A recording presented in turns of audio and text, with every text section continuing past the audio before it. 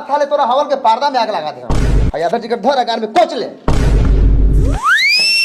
ए भाई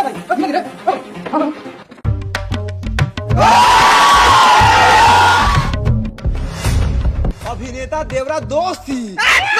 जिया गप दूर खाके छोरे से हाला खेले आई छिनरा मौगा सा एकनी फिल्म देखे थोड़ी आवेला एकनी छौड़ी या मौगी सके देख के भड़ुआई करे आवेला दुगला के बच्चा सा देखो देखो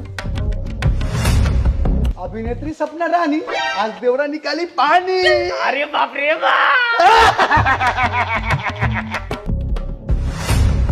खलनायक आसिफ खान और सूरत सरधुआ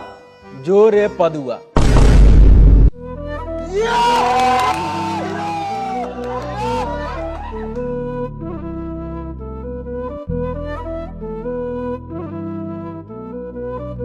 ए कहाँ कोनो गोद के हीरो है रे रे साला देवरा के बारे में एक शब्द ना बोलिए हम ओकर बहुत बड़का फैन बानी रे साला उ कोनो गत के होको चाहे